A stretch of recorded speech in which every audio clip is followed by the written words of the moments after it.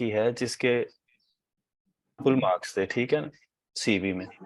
सो कोशिश करें जब भी आप लोग सीवी बना रहे हैं, ठीक है, रिकमेंड तो मैं यही करूंगा कि यूरोपास अच्छी है, ठीक है, उस पे भी अगर आप लोग बना रहे हैं सीवी, तो आप लोगों को चाहिए कि एक साइड पे आप जैसे ये नाम है, उसके बाद आपका एड्रेस है, बर्थ प्लेस एंड आपकी बर्थडे है, आपका टेलीफोन नंबर है, ठीक है, या उसके बाद आपका ईमेल एड्रेस है, या सोशल मीडिया पे या आपकी कोई वेबसाइट है तो उसको यहाँ पर मेंशन कर दें। सबसे पहले सीवी में कोशिश करें कि आप वो जो कहते हैं ना वर्क एक्सपीरियंस, वो डालें, सबसे स्टार्ट में वो डालें, अगर आपका कोई वर्क एक्सपीरियंस है आफ्टर डूइंग मास्टर, ठीक है, ओके, अगर नहीं है तो ठीक है, अपनी एजुकेशन लिखें, ठीक है।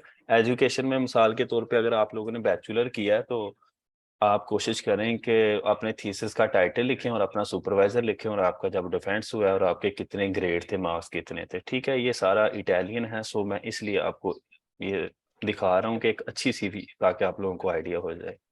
उसके बाद मास्टर डिग्री इन मैथमेटिक्स है, ठीक है, तो ये उसने अपने मास्टर का लिखा हुआ है, फिर उसके बाद उसने लिखा कि मेरा डाटा एनालिसिस फील्ड था, फिर उसने अपने प्रोफेसर का नाम लिखा हुआ है, फिर अपनी ग्रेजुएशन डेट लिखी हुई है, सही है। लेकिन आप जब सर काइंडली जूम कर दें थोड़ा सा इसको।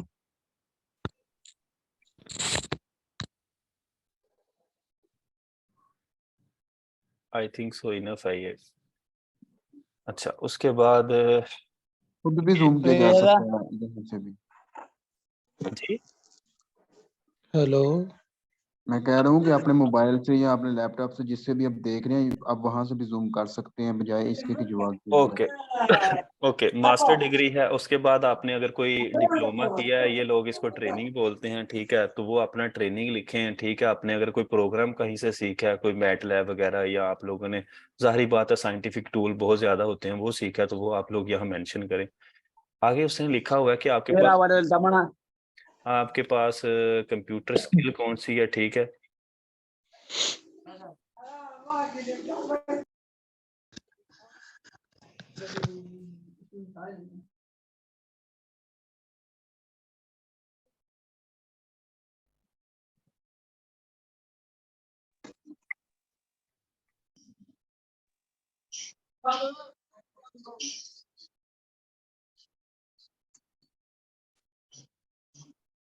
भाई आवाज नहीं आ रही। मैट लैब के बारे में पता है, उसके बाद उसको काफी रिमोटिक जो सॉफ्टवेयर है उनके बारे में आइडिया है, सही है, ये चीजें। उसके बाद आईटी प्रोजेक्ट उसने क्या किए हैं, जारी बात है उसका वो डाटा साइंस था, तो उसने आईटी प्रोजेक्ट अपने लिखे हैं, फिर उसके बाद उसने अपनी पब्लिकेशन लिखी है, सारी डिटेल उस पब्लिकेशन की, कि उसका टाइटल क्या था, या जहाँ जिस जर्नल में पब्लिश हुआ है, किस डेट को हुआ है, या उसका नंबर कौन सा है। उसके बाद सिलेक्टेड टास्क लिखी हुई हैं, ठीक है, उनकी उसने वो क्या कहते हैं लिंक्स भी दिए हैं कि ये टास्क कहाँ पे हुई है, और उसने एज अ पार्टिसिपेशन काम किया या एज अ स्पीकर काम किया, तो वो लिखा है, ठीक है। उसके बाद उसने लिखा है कि उसने आइट्स किया हुआ है, B2 है उसके पास, इटालियन उसकी जाहिर बात है मदर लैंग्वेज, तो वो उसने लिखी है। तो ये हॉबीज लिखे हुए हैं, ठीक है। Innovation and technology, visual arts and electronic music and cycling. तो इस कैंडिडेट के जो मार्क्स थे, आई डोंट नो कि ये मेहताब अहमद को है, ये जो एडिटर है, तो ये उसने लिखा हुआ है कि यहाँ से, सॉरी, ये उसकी सीवी की डिटेल है, ठीक है, और इसके मार्क्स जो थे वो 18 हैं, और 18 उसके मार्क्स थे, ठीक है, सीवीज में। तो अगर आपके सीवी में 18 मार्क्स है, कोशिश करें कि आप ये जो फर्स्ट एवेल्युएशन है इसमें ज्यादा मार्क्स लें ना, ताकि आप इंटरव्यू में अगर कम भी आ जाते हैं किसी वजह से, जाहिर बात एक्सप्लेन नहीं सही हो पाता है, या आपका फील्ड इंटरेस्ट उस तरह का है, तो आपके यहाँ से 40 हूँ और वहाँ से 30 हूँ, ताकि आप 70 के करीब पहुँच जाएं, ठीक है। तो कोशिश करें कि सीवी में अच्छे मार्क्स लेने की ट्राई करें। तो ये सारा जो था ये सीवी का था, फिर मैंने डिटेल इसकी बता दी है सीवी की, सही है। बकाया आप लोगों की अगर क्वेश्चनिंग मैं चेक करता हूँ, लोगों ने मैसेज किया, ओके। अच्छा, एक भाई ने क्वेश्चन किया कि क्या एप्लीकेशन के लिए पासपोर्ट की ज़रूरत है या नहीं है। नो, जहाँ पर वो पासपोर्ट कह रहा है वहाँ पर आप अपनी आइडेंटिटी से मीन आप वहाँ पर अपना जो CNIC है वो भी अपलोड कर सकते हैं एप्लीकेशन पोर्टल पे, सही है। तो इटली में जब आपका इंटरव्यू होता है तो वो आपको कहते हैं कि अपना पासपोर्ट शो करवाएं, तो वहां पर भी देखिए ना, पासपोर्ट तो आप लोगों ने अगर बाहर जाने में इंटरेस्ट है तो वो कोई मुश्किल बात नहीं है। आप फीस पे करनी होती है उसकी 3,000 मेरे ख्याल में उसकी है, फीस है 5 साल के लिए, या 5,000 उसकी फीस है उसके लिए 10 साल के लिए। तो आप उसको बना लें, जल्दी से जल्दी कोशिश करें। उसके लिए तो कोई डॉक्यूमेंट भी नहीं चाहिए, फीस जमा करवा के आप, ज़ाहिर बात है ऑफिस जाना पड़ता है, पासपोर्ट तो पासपोर्ट बना लें। ओके, एमफिल का वाइवा रहता है, उस दौरान अगर हम फर्स्ट सेमेस्टर की CGP, yes you can apply base on the first and second semester, no problem. But आप बताएं कि आप लोग, ज़ाहिर बात है ज़्यादातर यूनिवर्सिटीज में पाकिस्तान में सिनॉप्सिस जमा करवाया जाता है, तो उनको अपने रिसर्च प्रपोजल या किसी किसी भी जो चीज़ वहाँ पे मांग रहा है उसको अपना रिसर्च प्रपोजल एज अपना सिनॉप्सिस जमा करवा दें तो वेल एंड गुड है, तो आप अप्लाई कर सकते हैं। ओके, आइट्स अगर यूनी को चाहिए हो तो यस, अगर आपकी यूनिवर्सिटी की रिक्वायरमेंट है आइट्स, तो फिर तो आपको आइट्स लाजमी करना पड़ेगा, आइट्स के बगैर तो नहीं। ठीक है, क्योंकि जब आप एम्बेसी में जाएंगे तो एम्बेसी आपसे पूछेगी कि आपका आइट्स किधर है, सबसे पहला क्वेश्चन आइट्स किधर है। तो अगर तो यूनिवर्सिटी ने नहीं पूछा होगा तो आप अपना सिंपल एडमिशन लेटर दिखाएंगे कि यहाँ पर तो मुझे उन्होंने बोला कि आइट्स की ज़रूरत नहीं है, तो वो आपको कहेंगे okay it's okay no problem. But अगर आइट्स चाहिए होगा तो फिर तो आपको करनी पड़ेगी। हाँ जी, रिकमेंडेशन लेटर्स का कोई टाइम होता है, पीरियड होता है कि उसमें आपने जमा करवाना होता है। तो रिकमेंडेशन लेटर जो है डिफरेंट यूनिवर्सिटीज का, आफ्टर एप्लीकेशन की डेडलाइन के बाद आपके पास 1 to 2 वीक्स होते हैं। ठीक है, तो सर अगर एमफिल का थीसिस किसी और सब्जेक्ट कोर्स में हो तो हमने किसी और कोर्सेज में पीएचडी के लिए अप्लाई कर सकते हाँ जी कर हैं। सकते हैं, बिल्कुल कर सकते हैं, बिल्कुल कर सकते हैं। आप वहाँ अपनी मोटिवेशन में लिखें ना कि आपका मास्टर इसमें है, लेकिन आप फ्यूचर आपका जो इंटरेस्ट है वो इस चीज़ में है, तो आप मतलब आपकी जो मोटिवेशन लेटर है वो काम कर रहा होता है मेन ना, वो उस चीज़ को रीड करते हैं कि आप लोग क्या चाह रहे हैं फ्यूचर में।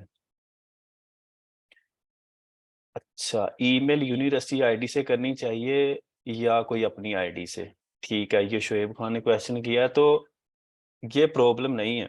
जब भी आप किसी को मेल करते हैं तो एक ज़हन में चीज़ रखें कि आप उसको इतनी लंबी ईमेल ना लिखें कि वो आपकी ईमेल को इग्नोर कर दे। आपकी ईमेल ज़्यादा से ज़्यादा, अगर ईमेल मोबाइल से कर रहे हैं तो आपकी 8 से 9 लाइन्स में कंप्लीट होनी चाहिए। पहले तो बताएँ कि आप कहाँ से हैं और आपने मास्टर कंप्लीट कर लिया, ओके।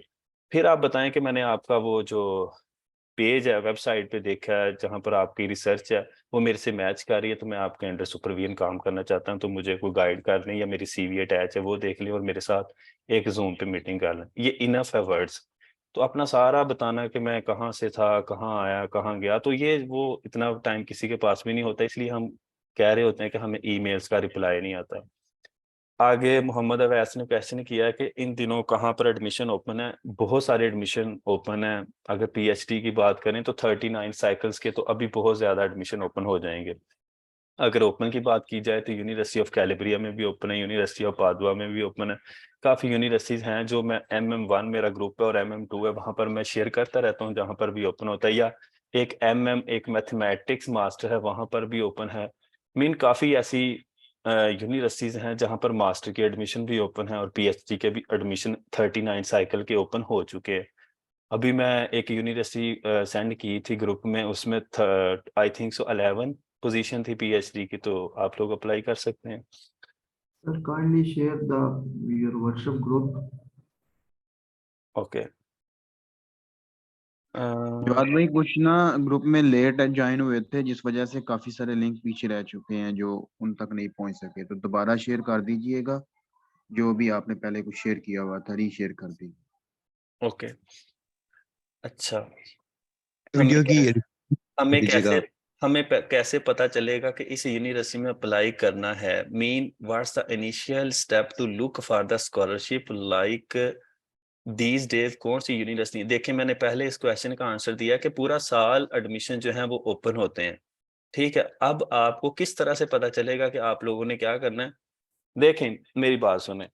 अगर आपके पास फॉर एग्जांपल 2 ग्रुप हैं, आप लोग मुझे खुद आंसर दें कि अगर एक ग्रुप में 600 लोग हैं, एक ग्रुप में 400 लोग हैं, अगर आपको सबके मैसेज आने स्टार्ट नहीं भी होते, लाइक आपको 200 मैसेज भी आ जाएं, तो बस ये ज़हन में रखना चाहिए कि इन सारे क्वेश्चनों का आंसर देना बहुत मुश्किल है। ख़ासकर इस तरह के क्वेश्चनिंग आई थिंक मुझे पता है इस चीज़ों का हम लोग माइंड करते हैं, बट वक़्त के साथ-साथ हम इस चीज़ पर समझौता भी कर लेते हैं कि इस तरह के कि ये लिंक ओपन नहीं हो रहा, ठीक है? इसको कैसे अप्लाई करें, किधर से अप्लाई करें? देखें, एक इंसान आपको सिंपल पोर्टल का लिंक दे रहा है, सामने आपने क्लिक करना है और अपना पोर्टल बनाना है और साइन इन हो जाना है। तो ये मेरे ख़्याल में दुनिया की सबसे बड़ी हेल्प है स्कॉलरशिप के मामलात में। अगर आपका फर्स्ट स्टेप जो जब आपको कोई लिंक सेंड किया जाता है, तो आप जस्ट उसकी एलिजिबिलिटी क्राइटेरिया पहले पढ़ लें कि क्या ये जो फ़ील्ड है हमारे रिलेटेड यहाँ मैथ की पोज़ीशन है, सही है? बाज़ औक़ात मेरे से मिस्टेक हो जाती है, मैं कोशिश करता हूँ कि मैं वो ही शेयर करूँ जिसमें मैथमेटिक्स हो, क्योंकि ज़ाहिर-सी बात है हमारी फ़ील्ड जो है वो मैथमेटिक्स है और मैं टॉक भी ज़ाहिर-सी बात है मैथमेटिक्स प्रोफ़ेशनल पे देता हूँ ताकि हम मैथ्स वालों को ज़्यादा से ज़्यादा सपोर्ट करें और ताकि लोग बाहर निकलें, सही है? तो किस यूनिवर्सिटी में एडमिशन ओपन है? हर यूनिवर्सिटी में वक़्त के साथ-साथ ओपन होते रहते हैं। अभी मैंने बताया कि अभी इटली में बहुत ज़्यादा एडमिशन ओपन होने वाले हैं, 39 साइकिल आने वाला है। तो ये हो भी गए हैं, हो भी रहे हैं, तो आप लोग अप्लाई कर दें। मास्टर के लिए भी काफ़ी ऐसे हैं, तो ये ज़रूरी नहीं है कि आप इटली में अप्लाई करें। देखें ना, यूरोप में कितने कंट्रीज़ हैं, बेल्जियम है, नॉर्वे है, ठीक है, फ़िनलैंड है, फिर इसके बाद जर्मनी है, इटली है, ये सारा पुर्तगाल है, ठीक है? तो आप लोग कहीं पर भी अप्लाई कर सकते हैं। ज़रूरी नहीं है कि अपनी मंज़िल सिर्फ़ इटली को ही बना लें, ठीक है? उसके बाद अपने सुपरवाइज़र को कैसे कन्विंस करें पीएचडी के लिए? ज़रूरी नहीं है, नो, पीएचडी के लिए इटली में तो ज़रूरी नहीं है कि आप किसी को मेल करें। आप लोग सिंपल एप्लीकेशन दें, उसके बाद आपको इंटरव्यू होगा, सुपरवाइज़र सारे बाद में जो होते हैं अलाउड होते हैं, ठीक है? बट कुछ प्रोजेक्ट होते हैं जहाँ पर आपकी सिलेक्शन होनी होती है। मिसाल के तौर पे मैं जो है वो साइकिल में सेलेक्ट नहीं हुआ था एकेडमिक में, मैं सेलेक्ट हुआ था प्रोजेक्ट में, जहाँ कॉम्पिटिशन ज़्यादा होता है, जहाँ 1 या 2 सीट्स होती हैं। तो वहाँ आपके सुपरवाइज़र पहले से एलोकेट होते हैं, ठीक है? तो वहाँ मैंने तो फिर भी उस सुपरवाइज़र से कोई कनेक्शन नहीं किया था, सिंपल एप्लीकेशन दी, अपना इंटरव्यू दिया और उस सुपरवाइज़र के साथ इंटरव्यू में ही जो बात हुई वहाँ से कुछ तो ज़रूरी नहीं है ये चीज़ें। हाँ, ज़रूरी इसलिए है कहीं पर एक फिक्स पोज़ीशन होती है कि इस सुपरवाइज़र के पास है और उसने अपनी वेबसाइट पे लिखा, फिर उसको मेल पे आप कन्विंस करें कि अच्छा मैंने ये काम किया हुआ है, मेरा बैकग्राउंड ये है, स्टडी बैकग्राउंड, तो मैं इसमें इतना इंटरेस्टेड हूँ। तो आप उसको कर सकते हैं। उसके बाद है मास्टर मैथमेटिक्स करने के बाद master data science data yes आप कर सकते हैं, नो प्रॉब्लम। अगर आपको यूनिवर्सिटी एडमिशन दे रही है और क्योंकि उन्होंने आपका ये भी तो देखना है ना कि आपने बैचलर में कोई कंप्यूटर साइंस के रिलेटेड भी कोर्सेज़ पढ़े या नहीं पढ़े, ठीक है? इस तरह से तो उन्होंने डाटा साइंस में आपको एडमिशन नहीं दे देना। तो ये डिपेंड करता है कि आप लोगों ने कोर्सेज़ कौन से पढ़े हैं। रिकमेंडेशन लेटर अगर इस ईयर ले लिया और अप्लाई अगले साल के बाद किया तो रिकमेंडेशन लेटर कोई मसला नहीं है। एक रिकमेंडेशन लेटर आपका एक कमेंट्स होते हैं टीचर की तरफ से, वो आपने कभी भी ले लिया तो वो प्रॉब्लम नहीं करता, लेकिन अच्छा होना चाहिए, इसका मैंने डिटेल पहले बता दी है। Relative grading and absolutely grading matter करते हैं क्योंकि रिलेटिव ग्रेडिंग में सीजीपीए कम होती है, सही है? देखिए मैंने पहले भी इस चीज़ को डिटेल से बयान किया कि आपके जो ग्रेड होते हैं ना, वो सारी डिटेल आप जो शीट देते हैं ट्रांसक्रिप्ट उसके ऊपर होते हैं कि आपने किस सब्जेक्ट में कितने मार्क्स लिए हैं। ग्रेड तो बाद में बनता है ना जाके, तो वो सारी चीज़ें देख रहे होते हैं। मतलब किसी भी चीज़ में वो इवैल्यूएशन जब करते हैं तो ऐसे नहीं करते कि बस जिनकी सीजीपीए ज़्यादा हो उस बेस पे वो सारी चीज़ों को देख रहे होते हैं कि ज़ाहिर बात है अगर आप लोगों ने अप्लाई किया, जब आप लोग अप्लाई करते हैं, कुछ लोगों ने आईसीटीपी अप्लाई किया होगा या कहीं पर भी अप्लाई किया, मैं किसकी एग्ज़ाम्पल दूँ, आईसीटीपी की तो दे दी है। हाँ, वो ना आपके साथ जब आप जमा करवाते हैं ना अपनी ट्रांसक्रिप्ट, तो वो आपके साथ ना ये माँग रहे होते हैं कि आप लोगों की यूनिवर्सिटी का क्राइटेरिया क्या है मार्क्स का, ठीक है? जैसे मैं अगर एग्ज़ाम्पल दूँ जीसी फैसलाबाद की, तो वहाँ पर 80 पे ए ग्रेड बनता है, तो आप लिखें 80 पे ए है, ठीक है? उसके बाद 75 पे बी है, जिस तरह इस तरह कॉमसेट्स में 90 में आई थिंक सो बनता है ए ग्रेड, तो वो सारा माँगते हैं, तो उस हिसाब से वो इवैल्यूएशन करते हैं, ठीक है? तो इसी तरह रिलेटिव मार्किंग की भी उन्होंने शीट माँगनी होती है, तो वो आप अपने साथ अटैच करें। अच्छा, उसके बाद सही है। मैथ में एमफिल करने के बाद इंजीनियरिंग में पीएचडी की जा सकती है, बट एक बात जरूर याद रखिएगा कि पाकिस्तान में एचईसी जो है इस चीज को नहीं मानती कि अगर आप लोगों ने मैथमेटिक्स में अपना पिछला बैकग्राउंड और पीएचडी आपने किसी किसी और फील्ड में की है तो फिर इसका मतलब आप पाकिस्तान में जॉब नहीं कर सकते, फिर बाहर ही रहिएगा। ठीक है। उसके बाद रिकॉर्डिंग मिल जाएगी, ये भी क्वेश्चन अच्छा है, मिल जाएगी। उसके बाद okay, find the list of Italian university by using the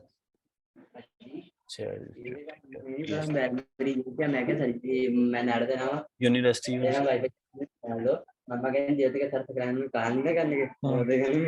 चल यार। ओके। उसके बाद आता है सर यूनिवर्सिटी का स्कोप मैटर करता है कि फिर ये मास्टर किसी यूनिवर्सिटी से। नो, मेरे ख्याल में इस तरह की कोई चीज़ मैटर नहीं करती, आपने क्या लर्न किया ये मैटर करता है। नो, ये नहीं मैटर करता। लोग यहाँ से मैंने देखा कॉलेज से बीएस करके तो जाहिर बात है बहुत आगे तक पहुंचे हैं, तो ये मैटर नहीं करता। इवन कि मैं ये बता रहा हूँ एफिलिएटेड कॉलेज से लोगों ने बीएस करके तो बहुत आगे तक पहुंचे हुए हैं, तो इसका आंसर तो मैं नो में दूंगा, तो क्योंकि कोई मैटर नहीं करता। हाँ, आपको कितना आता है मैथमेटिक्स, आपको कितना मैथमेटिक्स के अलावा अगर मैं जनरल बात करूँ तो आपको कितनी चीजें आती है, ये मैटर करता है। भाई हमने जो अब वो एमएस के लिए अप्लाई करना है एमफिल के लिए, तो हम्म। फिर उसके लिए हमने थीसिस तो बनाई नहीं मैं बीएस में, तो वो उसका क्या सीन है? किसका? दोबारा मतलब बोलिएगा। ना हमने जब एमफिल में अप्लाई करना तो थीसिस तो हमने लिखे नहीं होते कोई, तो वो रिक्वायरमेंट होती है इनकी इस तरह की कोई नहीं नहीं, एमफिल में अप्लाई करने की? कोई रिक्वायरमेंट नहीं होती, सही है।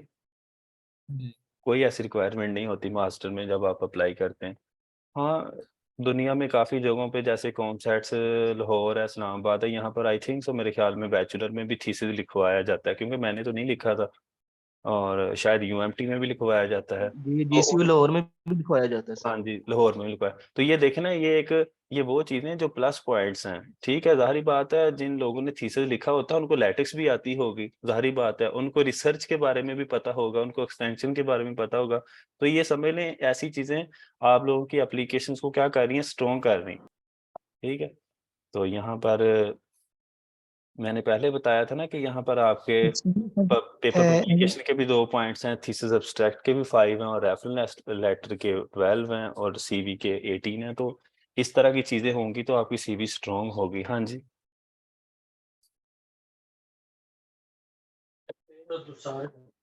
अच्छा, सर डिग्री गैप मैटर करता है।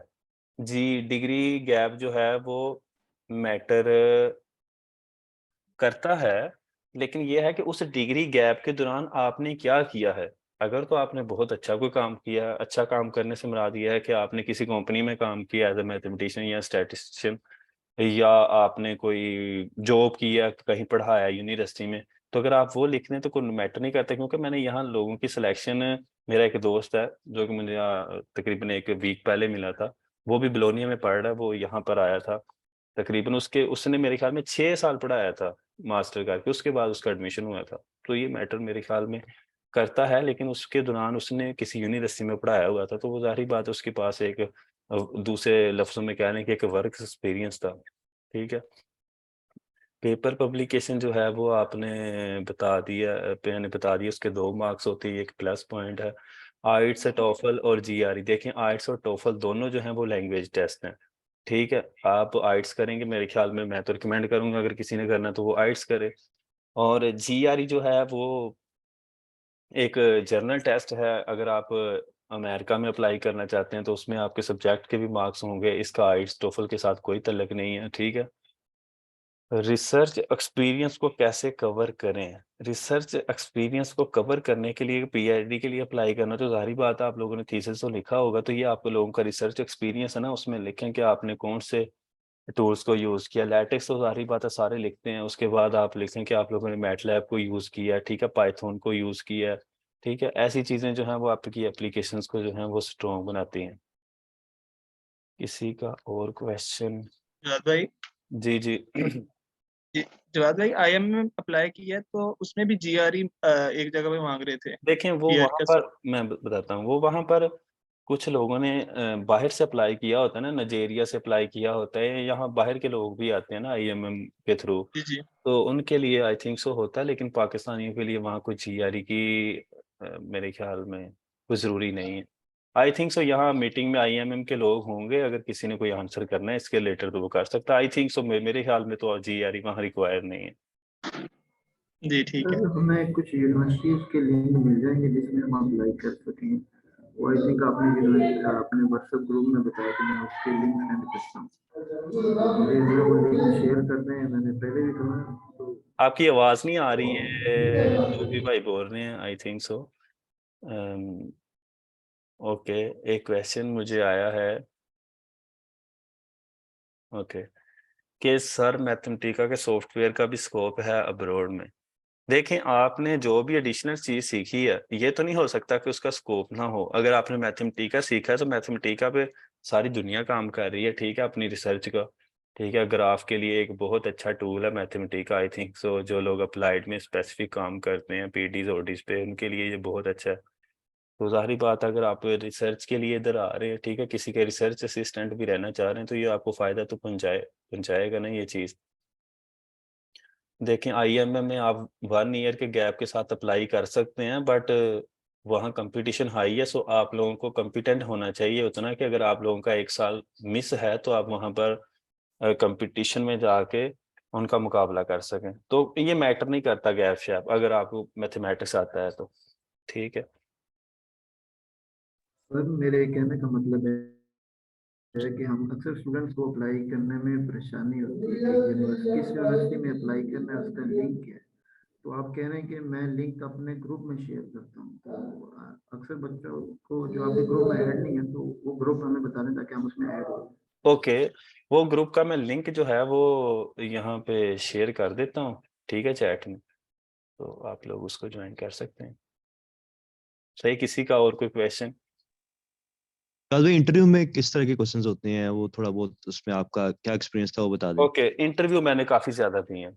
ये एक अच्छा क्वेश्चन है। जब आप इंटरव्यू के लिए शॉर्टलिस्ट हो जाते हैं तो फर्स्ट जो चीज है वो अपनी प्रेजेंटेशन, जिस तरह की ये मैंने प्रेजेंटेशन बनाई है, आई थिंक सो ये सही है, कोई इतनी माड़ी नहीं है ये जो मैंने इंटरव्यू के लिए ये सॉरी ऑनलाइन स्कॉलरशिप के लिए। आप एक अच्छी प्रेजेंटेशन दें, ठीक है। प्रेजेंटेशन आप पावर पॉइंट पे बनाएं या आप लैटिस पे बनाएं, दोनों को यूज कर सकते हैं।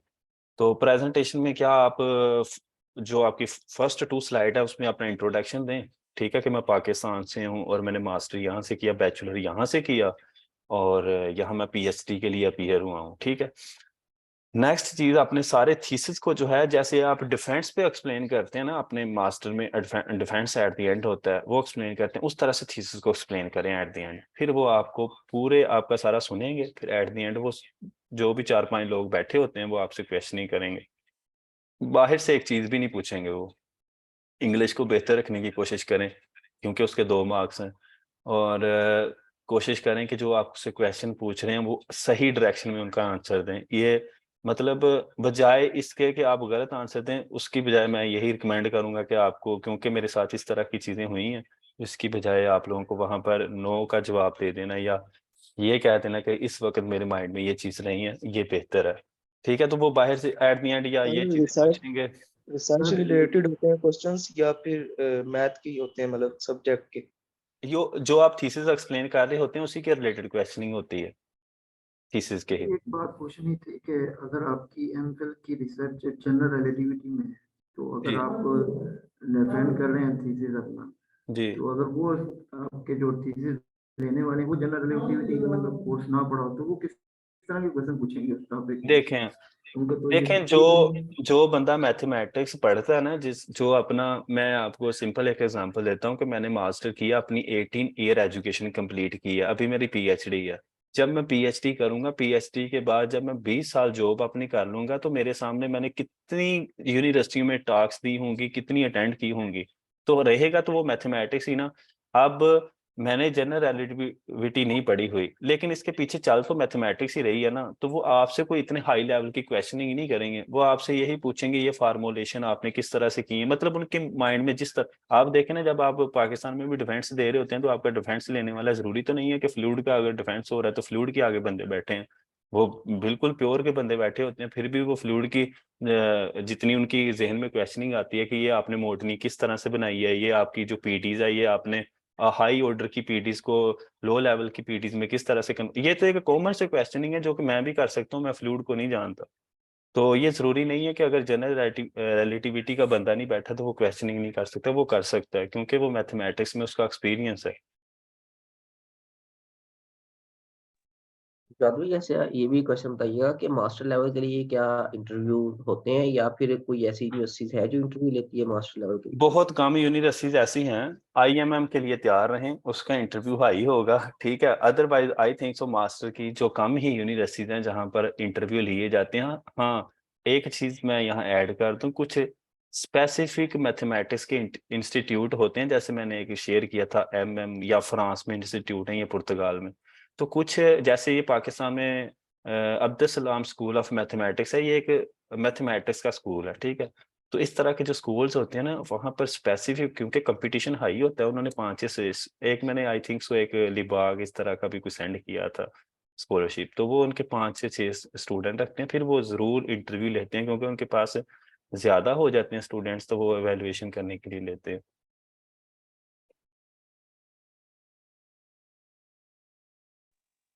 तो आज भी कंप्यूटेशनल मैथमेटिक्स का क्या स्कोप है बाहर, क्योंकि पाकिस्तान में मेरे ख्याल से इतना नहीं इसका है यहाँ पे। कंप्यूटेशनल मैथमेटिक्स का बहुत ज्यादा स्कोप है। कंप्यूटेशनल मैथमेटिक्स तो भाई डाटा साइंस के साथ आती है, तो इसका तो स्कोप ही है। तो अगर आप कहीं पर इस तरह की मैथमेटिक्स में भी डाटा साइंस के बंदे होते हैं, तो अगर उसकी पोजीशन आती है तो आपको वहां पर फौरन अप्लाई करना चाहिए। आई थिंक सो वो आपके लिए बहुत बेहतरीन अपॉर्चुनिटी अप्लाई करने के लिए कंप्यूटेशन वाले बंदे के पास। अच्छा, सोलिटोन का, अब सोलिटोन के पीछे क्या चल रहा है, मुझे आई थिंक सो अंदाजा है कि इसके पीछे कोई पीडी या ओडी चल रही होगी, मुझे पता नहीं है इस फील्ड का। लेकिन फिर भी अगर पीडीज ओडी चल रही है तो आप अपनी मोटिवेशन में इस तरह से लिखें कि मैंने अपनी ओडीज पीडीज सब्जेक्ट को इस तरह से एक्सटेंड किया मास्टर में, अब मैं जो है अपना फाइनल नेक्स्ट पीएचडी जो है वो इसी, जाहिर बात है ओडीज पीडीज, आप देखें ना ली ग्रुप्स हैं, ली अलजबरा है, वहां पर भी सारे के सारे ओडीज पीडी यूज हो रही हैं।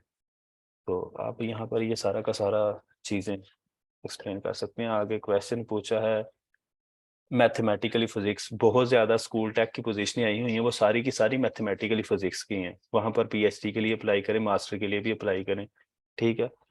उसके बाद आता है फजी मैथ का स्कोप।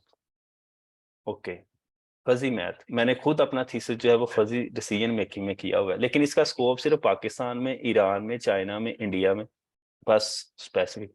बाहर इसका कोई स्कोप नहीं है फजी का, और मैंने फजी का बाहर लफ्ज बताने की कोशिश की है कि लोग इसको समझ जाएं, लेकिन यहाँ कोई फजी मजी नहीं है, ठीक है। तो ये वहीं तक है, क्योंकि वहाँ पब्लिकेशन की थोड़ी गेम है। तो यहाँ पर इस तरह का कोई लफ्ज नहीं है फजी, लेकिन आप अपना देखें, मैंने थीसिस फजी में लिखा हुआ था, लेकिन मेरी यहाँ पर रिसर्च जो है वो सब रिमानी ज्योमेट्री है, जो कि ली ग्रुप से, ली अलजबरा के रिलेटेड है, ठीक है। अब चेंज कर सकते हैं, ये बातें करने का मकसद ये है। एक्सक्यूज मी सर, आवाज आ रही है? जी जी। सर ये जब मास्टर के लिए अप्लाई करें तो लेटर ऑफ रिकमेंडेशन जो यूनिवर्सिटीज मांगती हैं उनको हम उसी टाइम पे सबमिट करवाना होता है, यानी कि या अब थोड़ा सा बाद में भी करवा सकते हैं लेटर देखें, ऑफ कुछ रिकमेंडेशन? यूनिवर्सिटीज होती हैं जो आपको कहती है कि यहाँ पर आप खुद ही अपलोड कर दें, और बहुत ज्यादा जगह ऐसी होती है जहाँ पर आप लोगों ने वहाँ पर टीचर का नाम, उसकी मेल और उसका कॉन्टैक्ट नंबर डालना होता है, फिर वहाँ पर एक ऑप्शन होता है, क्लिक करें तो आपका सेंड हो जाएगा, वो आपके सुपरवाइजर को मेल जाएगी, उसने अपलोड करना होता है आपका रिकमेंडेशन लेटर साइन करके, सही है। तो कहीं पर तो इसकी डेडलाइन होती है आफ्टर 2 वीक्स या 1 week after the deadline of application, और कहीं पर जब आप अप्लाई कर देते हैं उसके बाद आपकी, अच्छा, नॉन लीनियर डायनामिक्स, मुझे इस चीज़ का वैसे आइडिया नहीं है, मैं इस पे कमेंट नहीं कर सकता, लेकिन ये मैथमेटिक्स की फील्ड है, डायनामिकल साइंस, डायनामिकल सिस्टम, तो जाहिर बात है ये मैथमेटिक्स है सारा का सारा, तो इसका है तो सही है ना।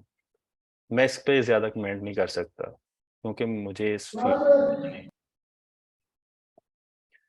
बुक लिखने का क्या इम्पैक्ट है फर्दर पीआईटी सिलेक्शन में।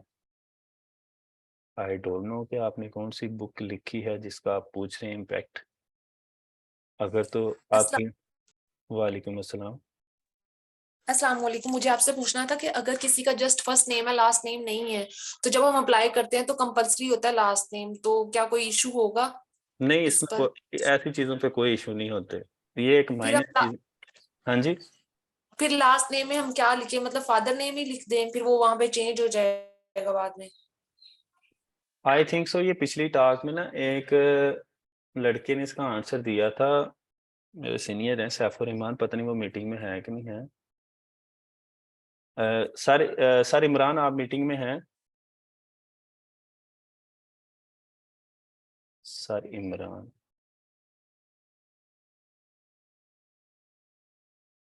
अगर इस चीज को किसी ने टैकल किया, आई थिंक सो काफी लोग हैं यहाँ पे, तो वो बता दें, क्योंकि मेरा नाम तो लास्ट नेम भी था, तो आई थिंक सो इसका कोई इशू नहीं है। लेकिन मैं आपके क्वेश्चन को समझ गया हूँ कि आप ये पूछ रही जी हैं कि असल वहाँ में पर तो आपका ही मैं लास्ट मीटिंग अटेंड की थी, सैफुर रहमान भाई ने यही कहा था कि हम नॉट एप्लीकेबल लिख सकते हैं उसकी जगह पे हाँ, NA।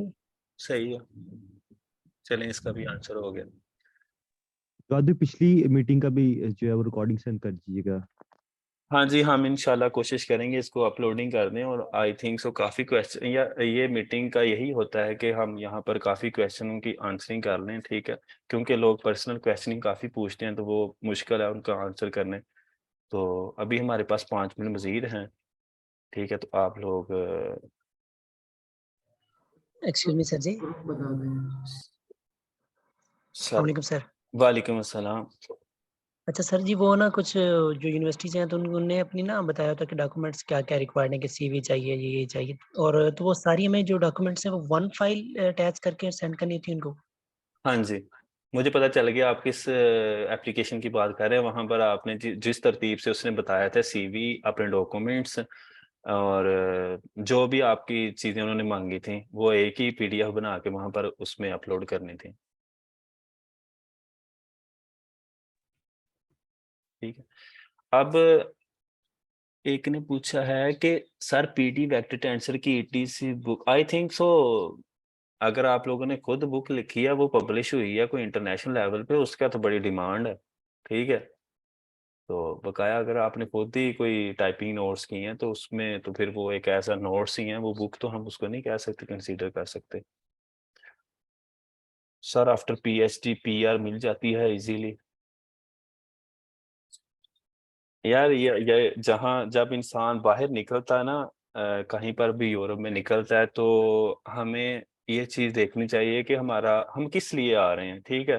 फर्स्ट प्रायोरिटी हमारी एजुकेशन होनी चाहिए। वक्त के साथ साथ सारे रास्ते खुल जाते हैं, जो भी आप हमने PR लेनी होती हैं, क्योंकि हमारे ख्वाब यही होते हैं PR मिले, हम वहीं रहें। लेकिन आई थिंक सो ये तो मेरी एक सोच है कि आप लोगों को PhD करके, पोस्ट डॉक्टरेट करके अपनी कंट्री को सर्व करना चाहिए, लेकिन PR मिल जाती है, ऐसी कोई इशू नहीं है यहाँ पर, क्योंकि जो ही आपकी जॉब होती है तो आपको PR के लिए अप्लाई आप इजीली कर सकते हैं, ठीक है। उसके लिए आपको लैंग्वेज आना ज़रूरी है। अगर आप इटली में हैं तो इटालियन, जर्मन में है तो जर्मन, और जहाँ पर भी आप हैं उस तरह की, स्पेन में है तो स्पेनिश। अगर आपको लैंग्वेज आती है, साथ आपके पास जॉब है, तो आपके पास इसका मतलब पासपोर्ट इजीली मिल जाएगा।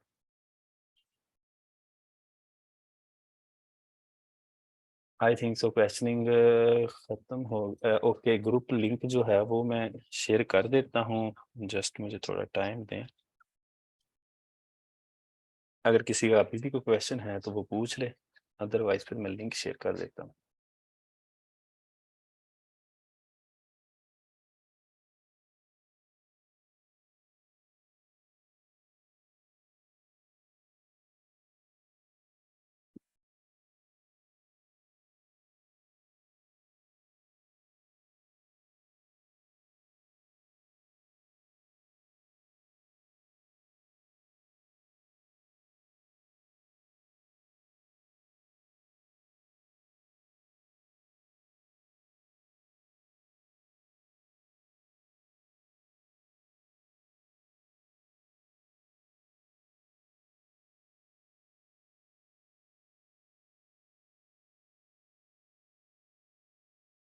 लास्ट पर मैं एक बात कह के उसके साथ मैं लिंक शेयर करता हूँ, और लास्ट बात कह के हम मीटिंग को अटेंड करते हैं। बेशक आप लोगों को ये बात जिस तरह की मर्जी लगे, ये मैं कहना चाहूँगा। join ओके, मुझे मिल गया।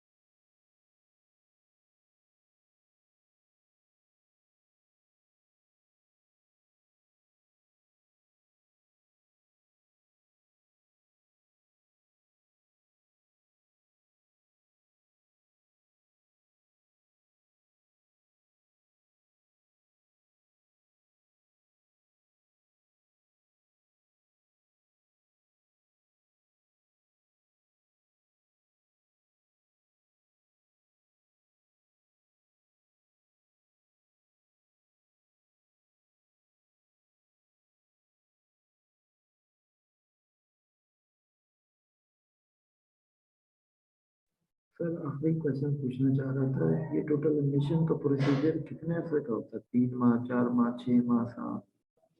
डिपेंड करता है एप्लीकेशन पे। आई थिंक सो 2-3 मंथ में अगर आप कहीं पे सिलेक्ट हो रहे हैं तो इनफ है।